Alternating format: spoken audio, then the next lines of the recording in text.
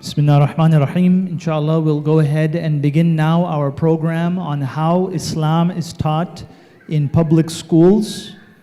And so if everyone can please take a seat, and we will begin now, inshallah. Oh, you can just stay here. Yeah, it's fine. It won't be long.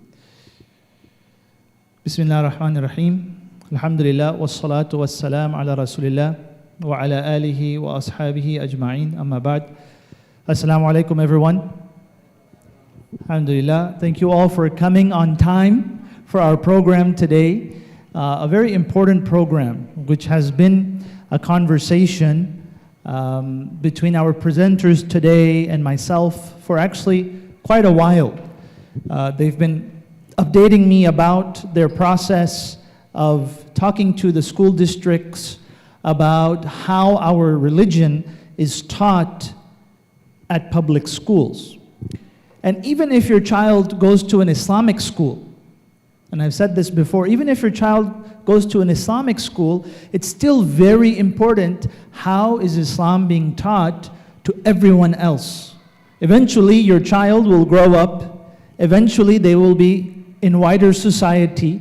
And how will wider society treat them based on their education at the end of the day? So how Islam is taught in public schools is a foundational issue. And when I was growing up, I grew up in Texas. I remember when we studied Islam, I was just like, what is this? This is not the religion that I know. It did not do it justice at all in terms of how it was portrayed. And I felt that was when I was in high school 20 years ago.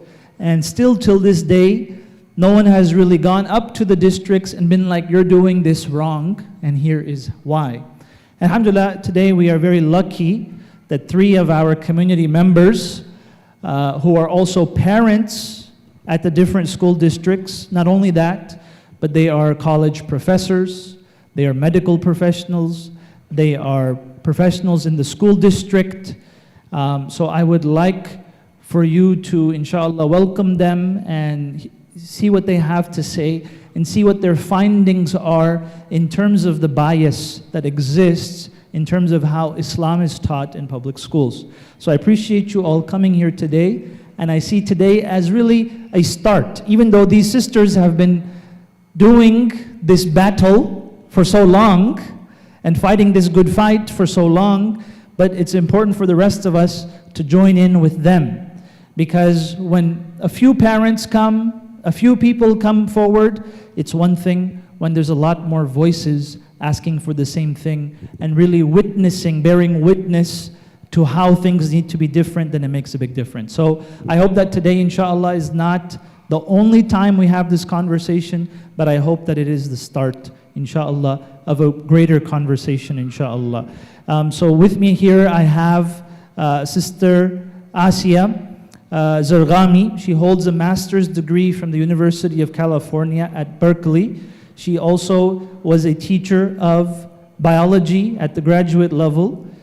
She has over 5 years of experience in elementary education and has taken on various teaching roles and is committed to student growth and learning. She served for 3 years as an academic advisor, focusing on curriculum enhancement and value-based instruction.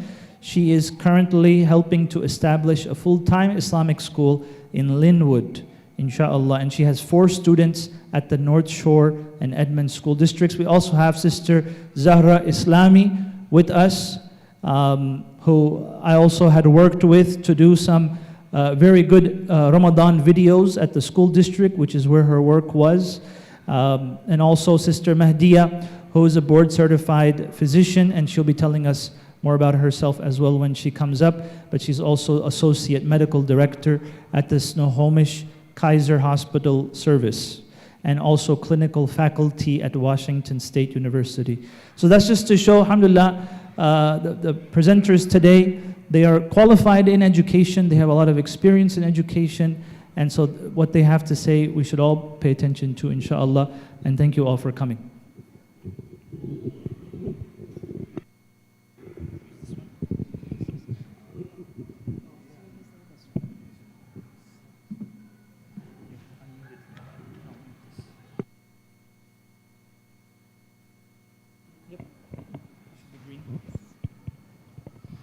Assalamu alaikum.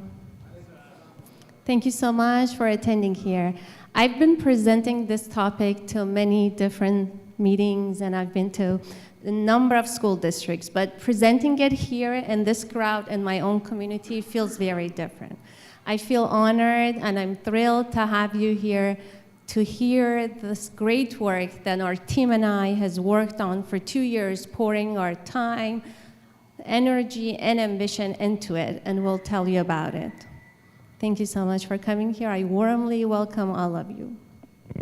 So let's get to know one another a little bit. Out of the small group that we have here, can I know how many of you are members of Lake Washington School Districts as a family?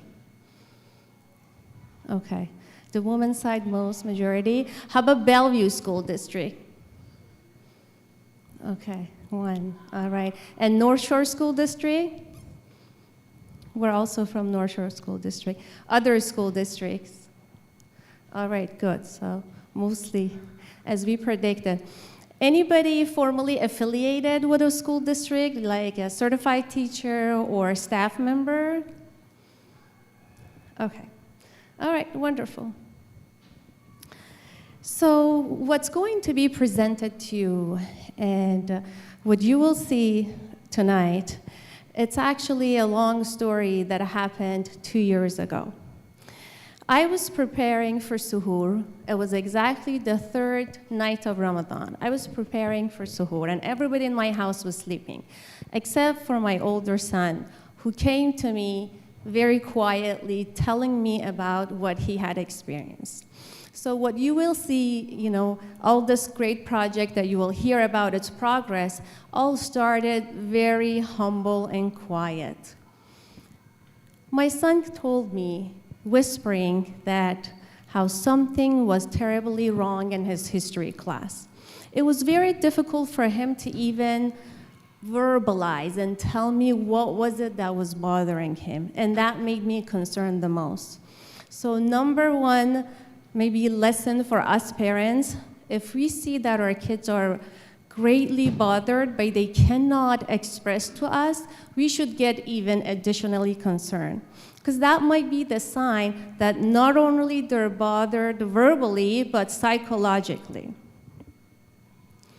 So that night, we talked about what had happened, and what came out of that quiet outpouring of an uncertain heart was unfolded into a transformational dialogue that continues today. Another lesson for the youth in this gathering: never stop sharing your concerns with your parents, even if you think, and if you're not sure if they can solve it or not. Because the love they have for you will compel them to take an action. And don't forget, the only pair of individuals in this life that are willing to give away their life for you are your parents. So it all turned out that in the history class of middle school at Timbercrest, the content that was presented about Islam was greatly misrepresented and distorted. It also turned out that this content had been taught for 15 years in this school district, and not a single concern was raised. According to the director of the curriculum learning and teaching, that's what she mentioned. Not a single concern was raised. So what we will be sharing with you is going to be the detail of the content and also the course of the project that Sister Zahra Islami will share with you. The series of presentation that we call Religious Inequity, which means how religion, how Islam as a particular religion, when it's presented in these textbooks as compared to other religions, suffers from a great misrepresentation. And this is what we call religious inequity, the difference. So in the past 2 years, my team and I have explored and shared how Islam specifically is represented in the social studies curriculum of middle and high school of several different textbooks. And we'll go over this together. We'll share the content with you. And please keep in mind, the way I will be sharing the material is by comparing. And this comparison is very important because it's only through a comparison where you could detect an inequity, the difference in the way Islam is presented as compared to the other ones. And another reason that I chose this comparative approach was this is how my son naturally presented his complaint to me. This is what he said. He said, Mama, when it was time to talk about other religions, the vibe, the tone, everything was so positive. But when it came to Islam, everything changed. It became very negative all of a sudden. So this is the approach that we're going to have. So these are the 3 textbooks that we have reviewed. And these are most commonly adopted by many of the school districts around here, including the 3 main ones, North Shore, Lake Washington, and Bellevue School District.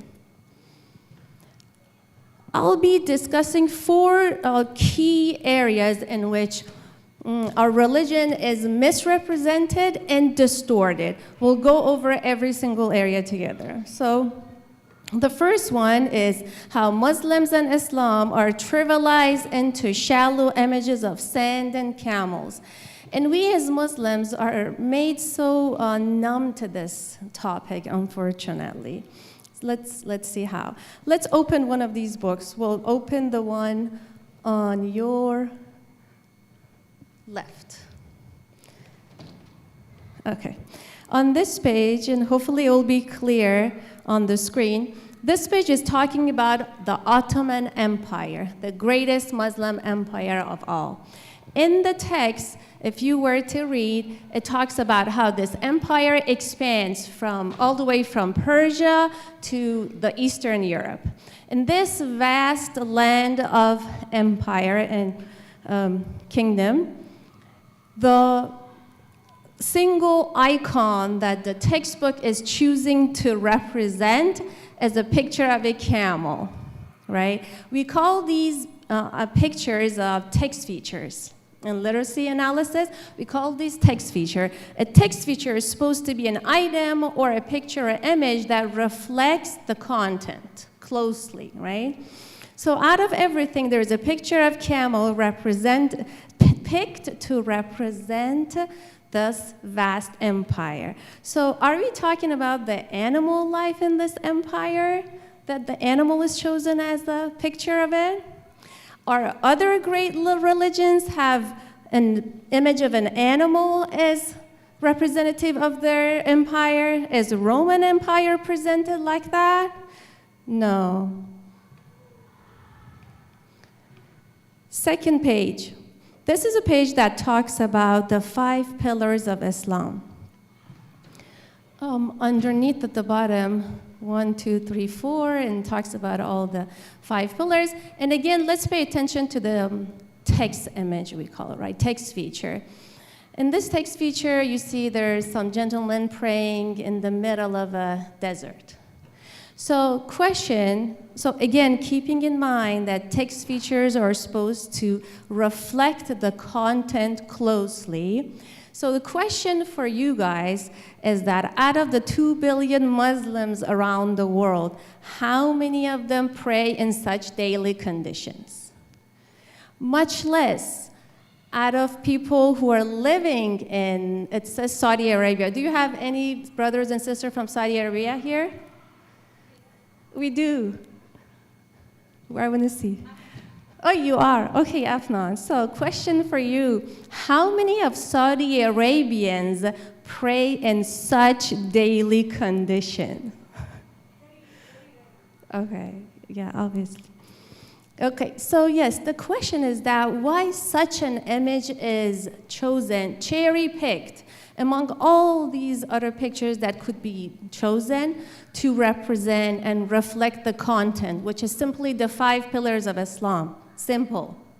And what are the nonverbal messages that a young reader would get from this illustration or photo? Any? In a single word. What nonverbal message is transferred through such a picture?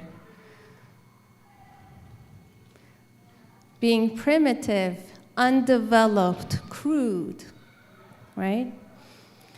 So this picture of sand and camels is undissociable images associated with our religion in a lot of textbooks everywhere we look. And as I said, unfortunately, we have become so numb towards it.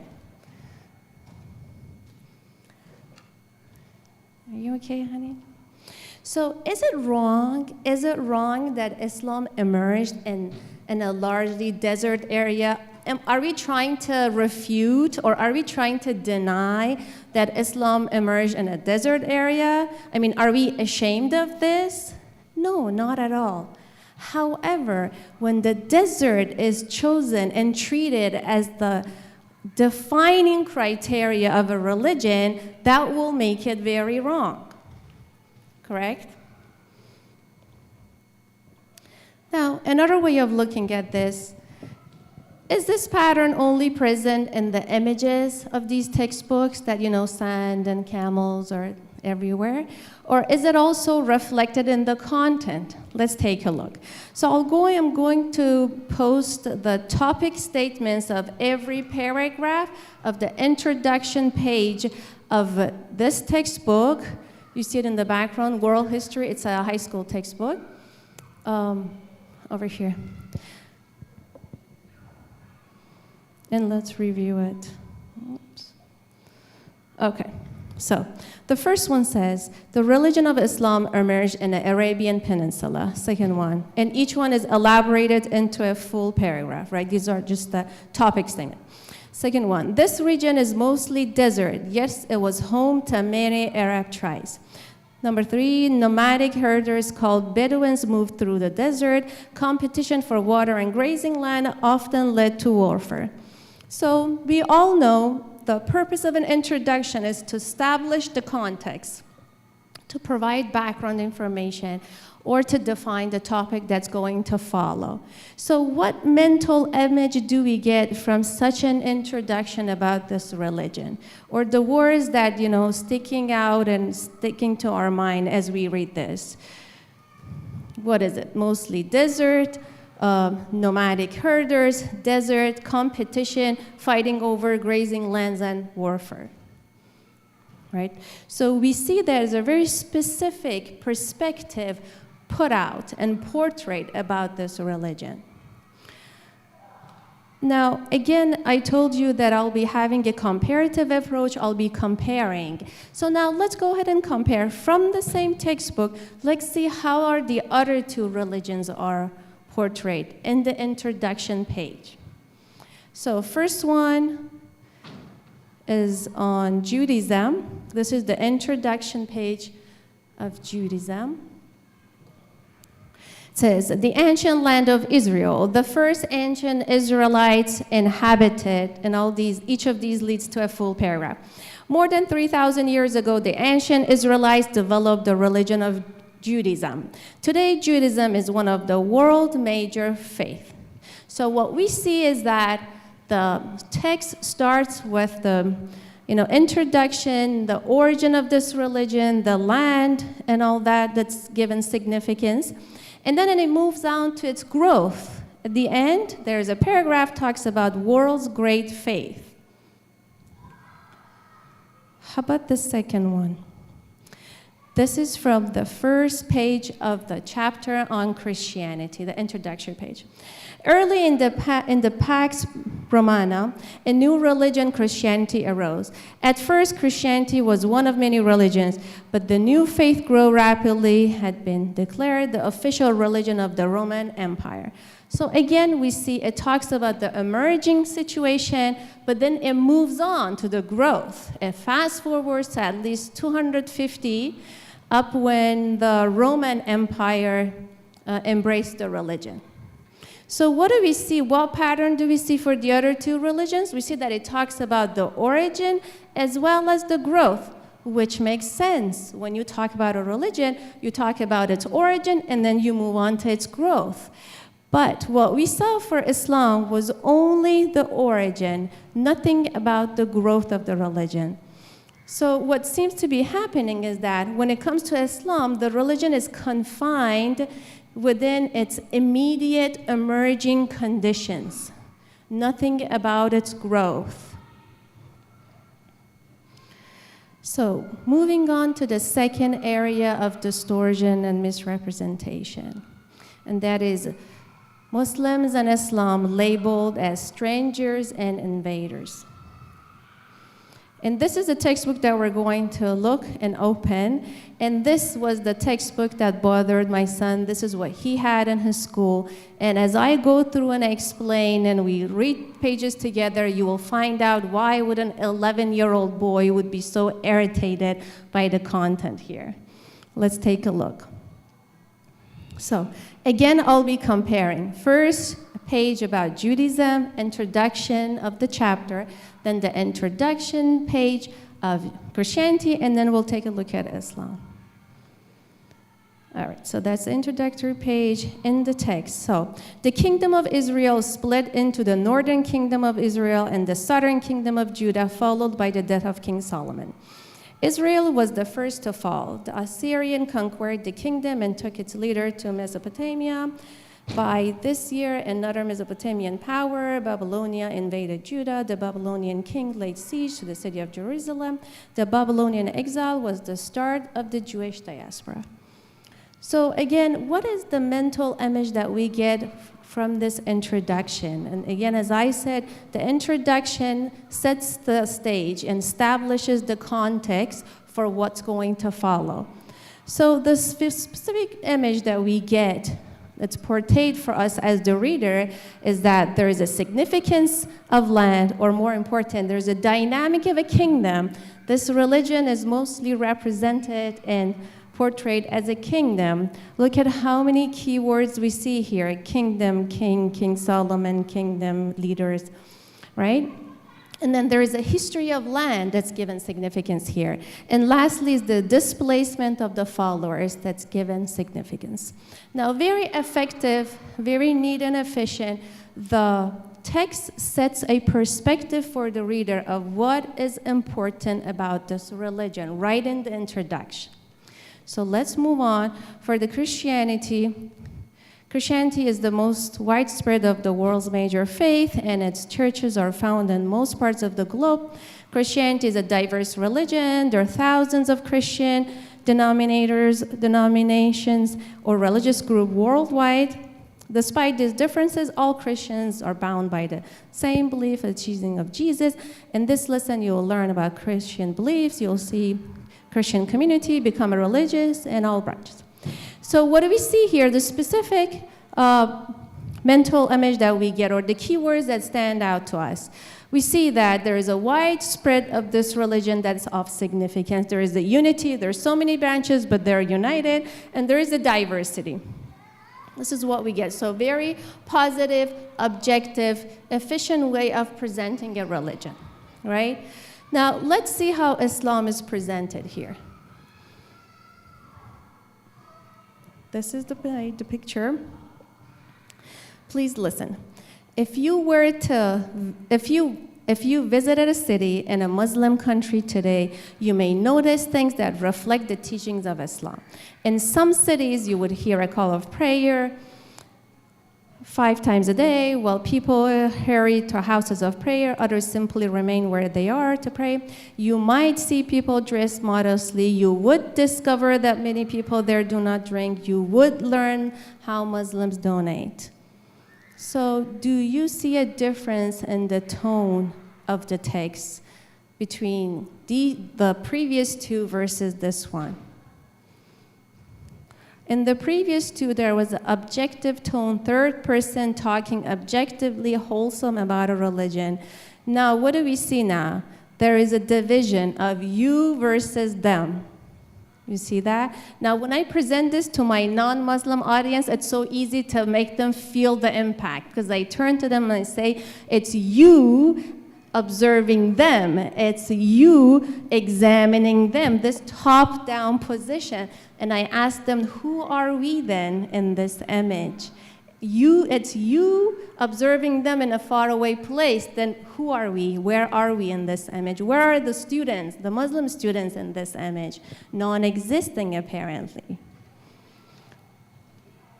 And then the next paragraph of this introduction. Central to Muslim practices are the 5 pillars. You'll also study the idea of jihad as they strive to please God. So another piece we see here, that right into interaction, we see this controversial topic, or at least not easily understood topic, that's maybe it's best fit for a scholarly paper and student's textbook. And not only that, you see that it's conflated with pleasing God. This is right in the introduction, right? So question, when the other 2 religions were introduced in the introduction, was there any controversial topic included? And we can't believe that no other religion has a controversial topic, right? So the specific perspective that the author sets, or we get from this textbook, is that there's a sense of estrangement. There is a top-down position in viewing Muslims. It's about you, now you guys, the non-Muslim, you observing them, studying them, see how they're doing. There's a line drawn all of a sudden. The tone is not objective. And then there is the injection of jihad, which I come back to. Okay, so let's open this book. Now we're going to level up. We talked about how Muslims were presented as strangers. Now we're going to level up to how Muslims are presented as invaders in the history textbook. Okay. So this is a page that talks about Islam first. So it turned out in this history textbook, and this is a high school textbook, the very first place where the textbook starts introducing and talking about Islam, it's actually not in a separate, solid chapter about Islam.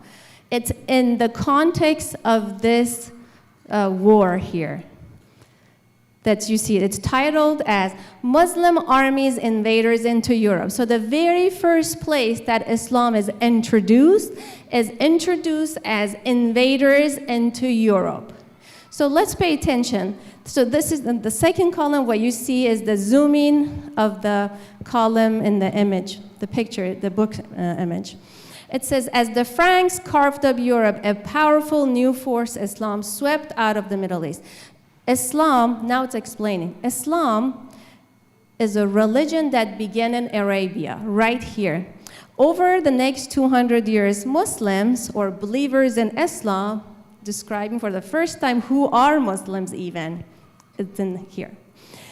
Build a huge empire and so on and so forth. Then the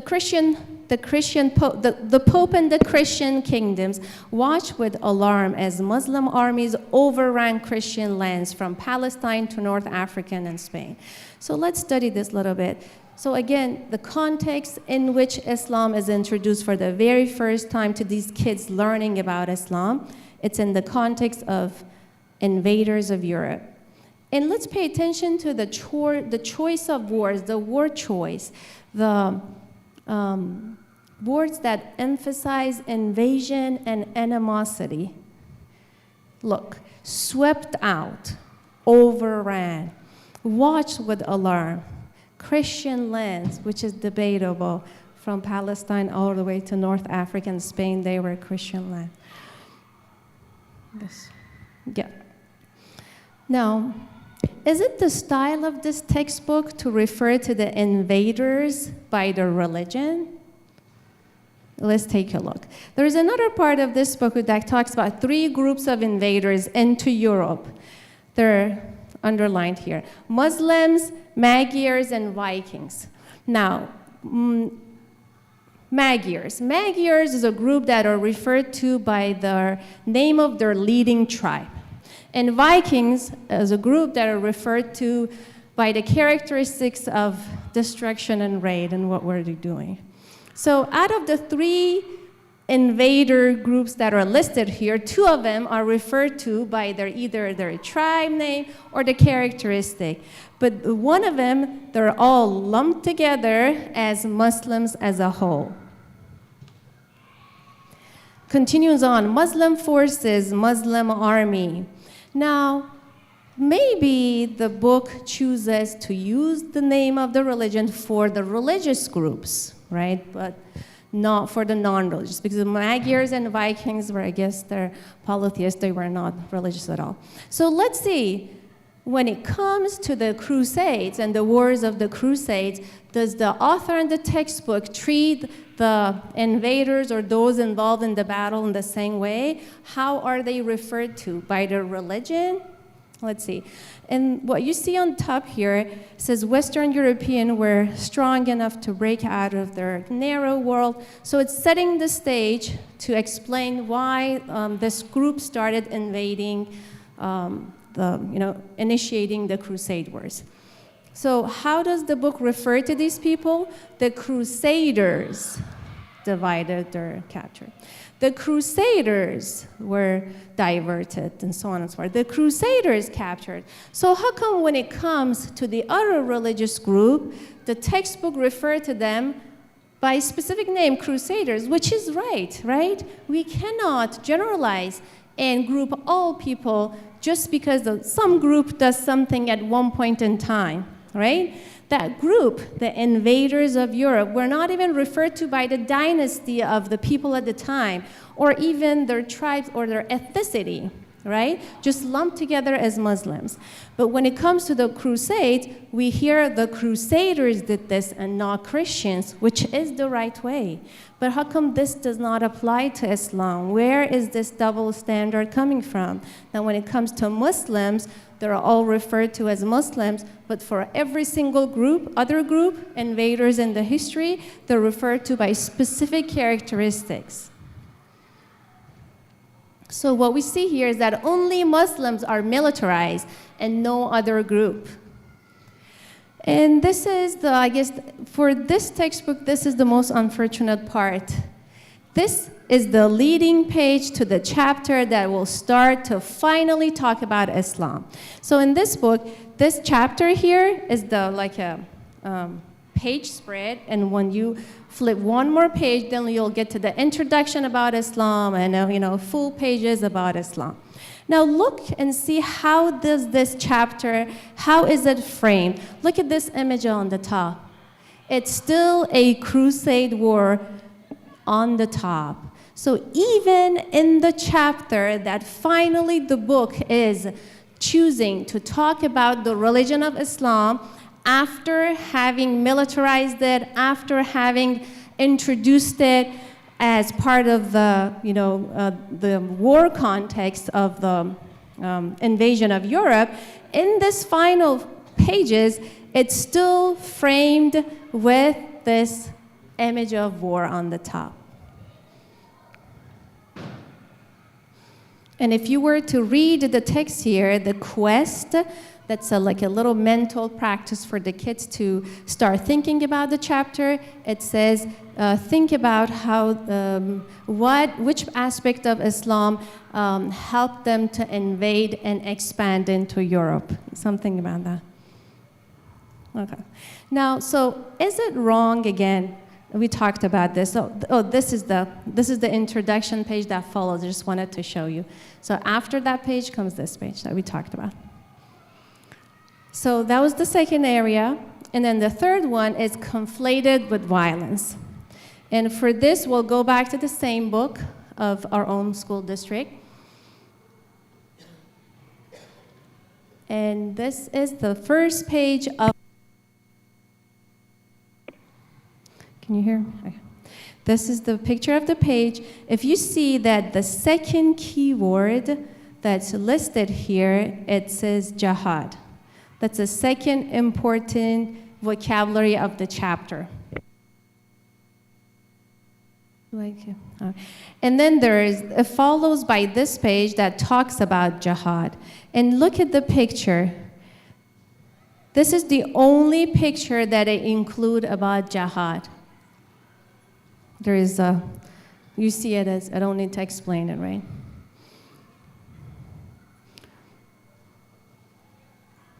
Okay. And then if we were to take a look at the context, the actual text of this page, you will see a series of paradoxical sentences providing disclaimers that we don't say all Muslims are like this, but there are groups of them that are like that. So many of back and forth between these phrases. I'm not going to read them one by one, but if you were to read them, that it says, so at the same time that says, a small group of Muslims, some Muslims interpreted early Muslims, so it gives a disclaimer that we're not generalizing, but then at the same time, it does its job of conflating jihad with pleasing God and conflating violence with pleasing God in these phrases. Now, so what I usually do, very briefly, I refer my audience to the, just some verses of Quran to show them what does our religion say about jihad. These are the verses that talks about under which conditions jihad is permissible. And we all know that first is in the self-defense, in the case of self-defense, and then second one is in the case of response to persecution or violation of peace treaties. Now, in one of my presentations, when I got to this page, I asked one of the attendees, who was the vice principal of my son, who had been sitting silently listening to me. I told him, James, can you share honestly, what do you think? Is this sounding logical? What do you think of this? Just share your honest opinion with me. And he told me, Asiya, do you want me to be honest with you? And I said, sure, of course. And he said, and I'm quoting from him, he said, as a white dude growing up here, I did not hear anything else about your religion. I learned the same thing, he said, in my own history classes. And he said, this is the first time I'm hearing something very different. So, my dear brothers and sisters, a lot of these teachers don't know any better. This is what they heard in their own history classes. This is what they were trained on. This is how they grew up. And that's on the shoulder of you and I to inform and fill in the gap.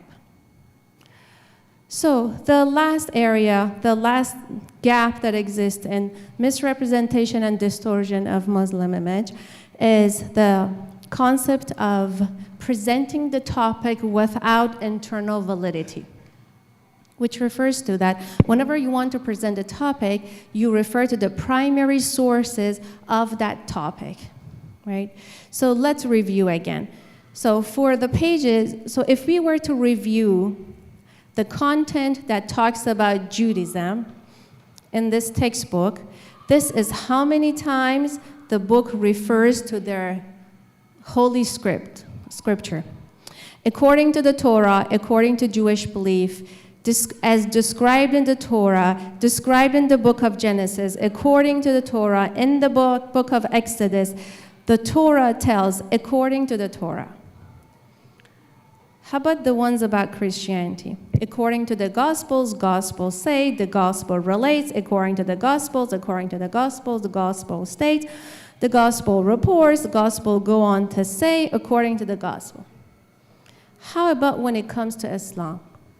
3 general references, according to tradition, according to Muslim belief, according to Muslim belief. That's it. So just one last point on this one. So it is scholarly accepted that when you want to talk about a topic, you refer to the primary sources accepted and acknowledged and authenticated by that topic or group. And this is what we lack greatly whenever we have chapters and topics about Islam inside the textbooks. So this will bring us to the very last part, and that is, at the end of the day, who is subject to all these misrepresentation and distortion?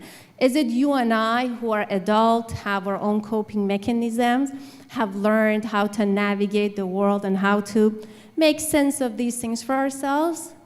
Or are we talking about 11, 12, 13, 14-year-olds sitting through these classes, studying these, taking tests on these, having to deal with this content on a daily basis, and not finding the language to come to tell you and I about it? That's how confused and frustrated they might get, because it's very hard for them to realize the root of where is the root of the problem, who should be pointed to as faulty. So at the end, they'll bring the faults back to themselves, and they'll have this guilt feeling and this sense of selfless towards their own religion or their background and cultural legacy of their family.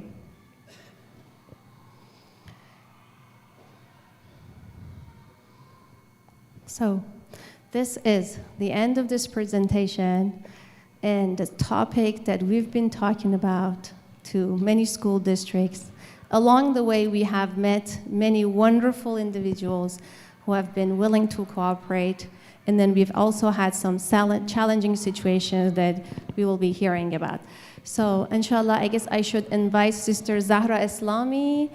Thank you so much. Please come over here. Or, yes, and Dr. Mahdiya together. Thank you so much for listening to me. Thank you so much. I appreciate you. Assalamu alaikum. How are you? I'm not a teacher like her, and I'm not a public speaker, but I will try to do my best. I call myself educational advocate. And the journey exactly started 2 years ago, that I was in a meeting with community members about the Palestine and other topics. And I heard from one of the white moms that in a Lake Washington school district, they do not teach Islam in 6th grade. And that was a question for me, that why even it's in the book, they do not teach it. And at the same time, I heard from Asiya the slides. And these two interject together, and then I started doing the advocacy in Lake Washington School District. And I had 2 hats, that I was volunteering council, and I was a very good active part of the community in the school district. And I thought that with the partnership and positive way, we can come to some sort of good conclusion. They do teach it, and we can go through these biases in the book and fix the problem. But the reality was different. And I just want to say that we do, as a Muslim parents, everything that we make sure our students and our kids have the good identity. And this identity will start in their textbooks too. And I do not just only care about our students. I feel that this is the beginning for the discrimination and walls and misunderstanding to other students. So I take it too seriously, and I work hard, and we try to do the positive things with the district and have a meeting and come to the conclusion, bring the solution to them. But at some sort, it didn't work because, as she said, they learned these things and it embedded to them. So they feel that this is the perspective of us. And we had lots of communication back and forth that, okay, thanks for sharing your perspective. And we had quite a battle that this is not a perspective. This is the fact, and this is the inequity in the curriculum that need to be changed. The short story, whatever happened in Lake Washington, I put a formal complaint as an individual on behalf of the community on a school district. And that caused 2 good things for these school years. They did 2 professional learning for the teachers on social studies for 6th grade. And they made not a supplemental material, but mini unit to correct some of the things on a curriculum. It's a long way journey. I will give it to Dr. Mahdiya to bring more topics to it. Thank you. Thank you. Assalamu alaikum, everyone. Thank you for taking the time to be here. This is really important, and it impacts not just our kids, but other kids in the school too. So as Sister Zahra was explaining, this has been a long road. There's only so much we can get done going through the leadership and through the district. But as Sister Asiya was mentioning, and as it's my personal experience, the teachers are really really are partners in this. You know, they want to do the right thing for the students. They just need assistance from us. And as Sister Asia was mentioning, for many of them, they don't even know about this. Like the story that Sister Asia was telling you about her son experiencing this class, my older son had experienced the same class 3 years earlier. He never mentioned anything about it. And later on, when I heard about it, we were talking, he told me, yeah, Mom, that's the case. They always discriminate. We just accept it. It's the reality. We live with it. But we don't need to accept that as a reality. That's what I'm trying to say. If we let it happen, it will continue to happen, you know? And the teachers are there. We just talk to you about the problem, but we're not going to leave you just with the problem. There is a way to get around this. We can approach our teachers. I will let Sister Asia give you more specifics, what's the best way to do the approach so we can get the best out of this. I would encourage everybody just to see where your comfort level is. For one family, it may be just talking to your own kids, just informing them, letting them know that you're there, you understand, you support them. For another family, it might be actually talking to the teacher directly. Some students are actually confident enough that they'd like to do these presentations themselves, and the teachers really welcome that, especially for high school students. If they feel confident, they want to go talk to their teachers and be like, you know, I'd like to do a presentation on Islam. We're covering this unit. I'd like to do a presentation on it. The teachers love that. They welcome that. They actually see that as a sign that this student is driven. So we don't have to accept this as a fact. We can partner up with the teachers and bring about change. And we can do it in a kind way. You know, our prophet is prophet of mercy, so we can afford that mercy to the teachers and to the system. I mean, again, they've experienced the same teachings, so we can't really fault them too much, but we can help them, you know, overcome whatever misgivings that they had to experience, you know. So I will let Sister Asia come back and kind of share with you some potential approaches when you or your student tries to reach out to the teachers. What's the best way to do that?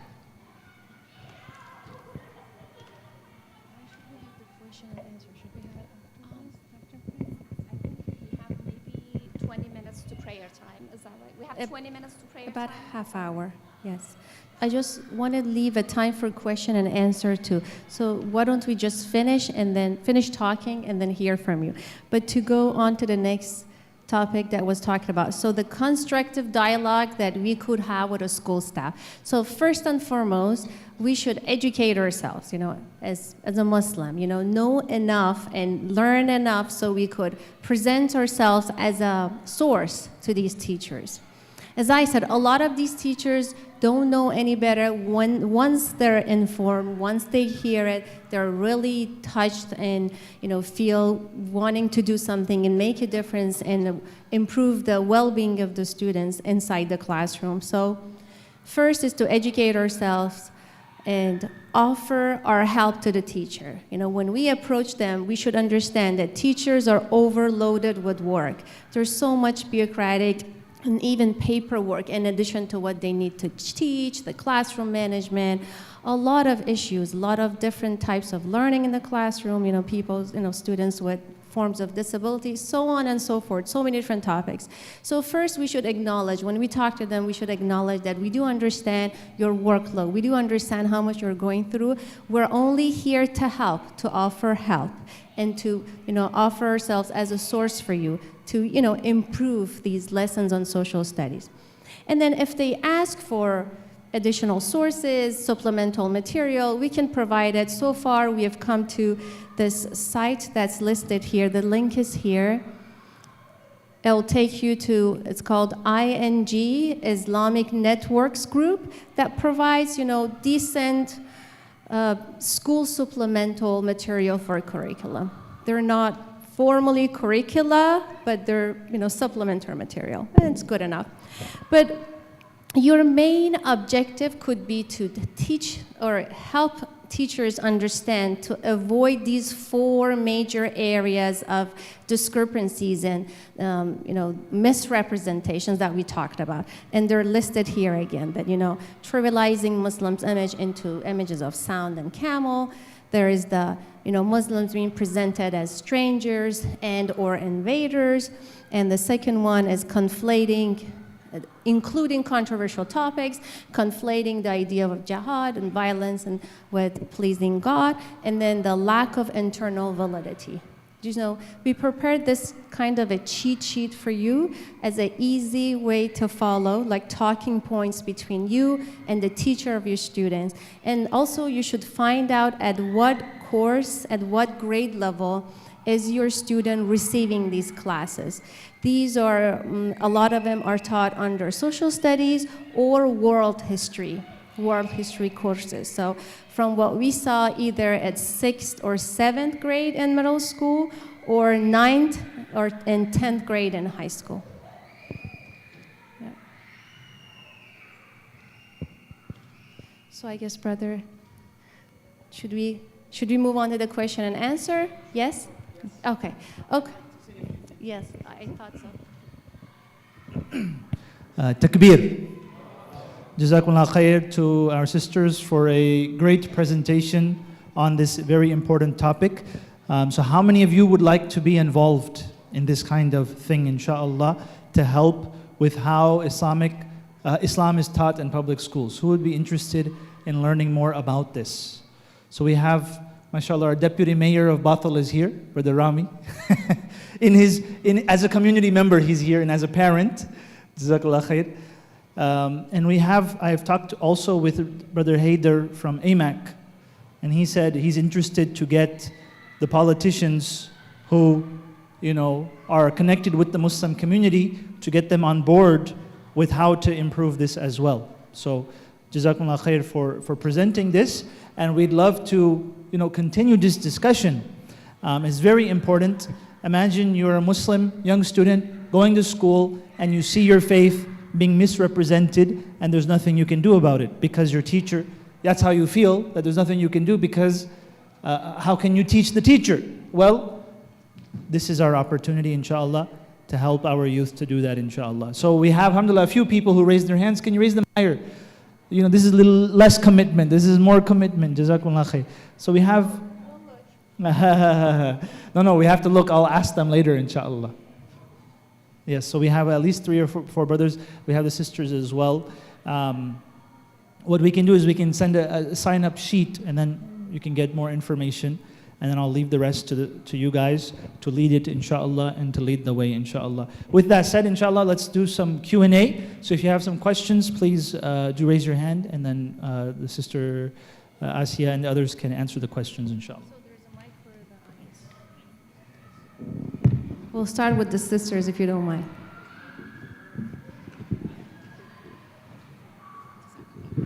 Assalamu alaikum. Jazakallah khairan for your beautiful presentation. I actually faced a problem when my son was in 10th grade. They have a book called Persepolis, I think, which is about Iran, and this is a very deliberate effort, of course, like to show them in a demonic manner, and which is the languages of that. Even if I'm not, consider myself not as a Muslim, that language is very inappropriate for, children or teenagers. So I wanted to file a complaint at the district, but my son said, Mom, everybody is doing it. He was very disturbed by it. So do you have any suggestion for us to what we can do?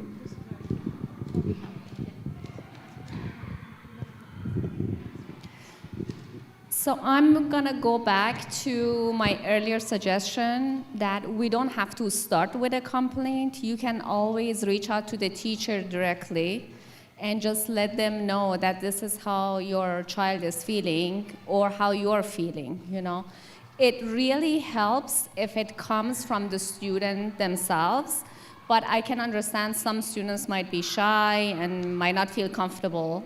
And in that case, you can make that appointment with the teacher and let them know that, this is really what your child is reporting to you, but is not comfortable directly going to the teacher and discussing.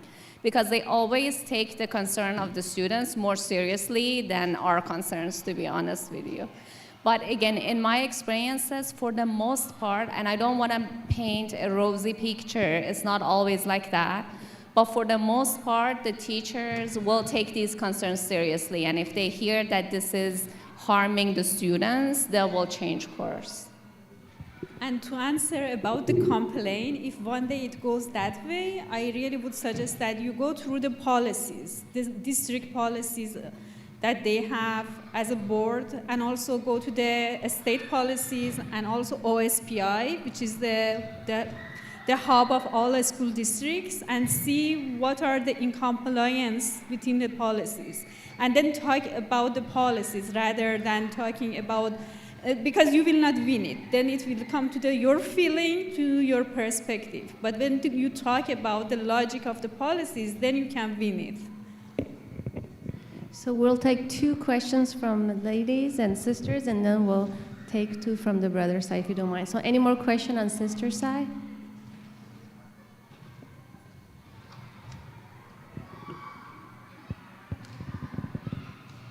Assalamu alaikum.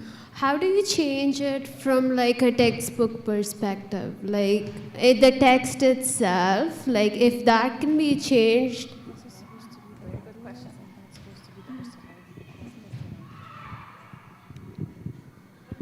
So the question was, how do we actually fix the text itself? And that's a long story that's going through the publisher.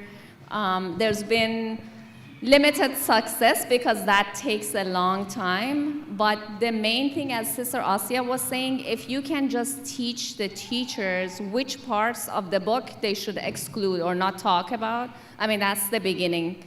And a lot of times the teachers will modify, like the text is the same, but different teachers might teach it differently based on, their time, whatever the flow of the class.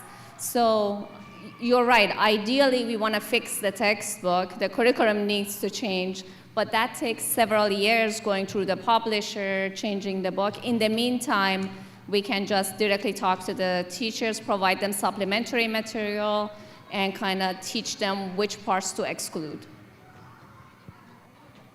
Oh, yes, she has a different follow-up. Oh, okay, yeah.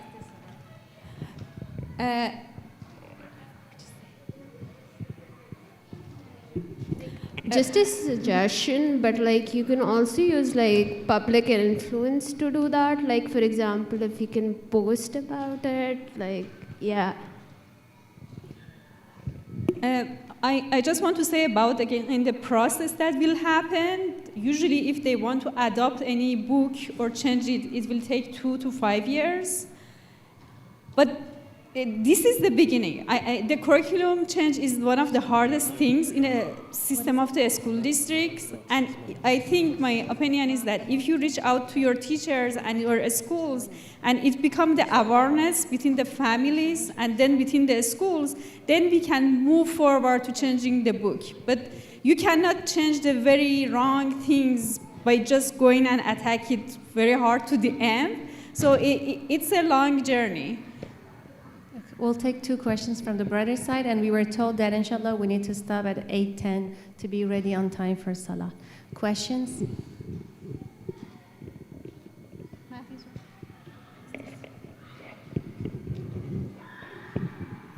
Assalamu alaikum. One question is, as you mentioned, a lot of parents are not aware of these details. So do you have, I'm not sure if the session today is recorded or some other recording of your session, or maybe slide or something which you can spread awareness among the community. And the second, just a quick comment, the book Sister mentioned, Propolis, I think it's a very serious kind of thing. It's usually, this book is assigned as a kind of in the language arts, and it's not like a side reading. And it is really horrible book in the sense that it erodes the gives the sense that practice of religion, especially Islam, is just a facade, and people are just kind of making up, and how it gives a blueprint for the kids to the how to come out of the religion and leave Islam, and kids study it for whole semester and write essays upon it and everything. And as she said, like kids are usually shy; they don't want to like stand out and leave it. So. What school is this? School district? I is think teaching Bellevue, in the Bellevue at least, Yeah. it is in the Okay. curriculum. Yeah, so I'll start answering your last question and then move on to the first one. So unfortunately, the reading content and language art is a whole another topic for us or other, inshallah, groups to tackle. And it's more difficult because there is no framework. It depends on the teacher's choice. They can always argue and justify that it's the theme they're teaching. Kids are learning how to look at different texts so critically, and they're just learning how to write persuasively. So unfortunately, the language art is a very difficult area to tackle. It will be very difficult to have a logic argument to provide to them that, hey, this may not be right, because they can always say, oh, we also provide the other side of the argument as well. Unfortunately, doesn't mean we shouldn't talk about it, we shouldn't tackle, again, the same mode of communication, that, this logic that my child is personally being irritated, they're bothered. This is the only argument that we have, leverage. Now, to answer your first question, all of these slides can be shared with you if you want. This cheat sheet page up here, along with that link, inshallah, would be helpful. And then if you guys prefer, there could be a group set up, like in Telegram, where we could post these for you to access or for you to post your questions and, for us to try to help out. That's also another possibility. So we'll take one last question from Brother Said, if there is any other question. Otherwise, we'll just take it. Okay.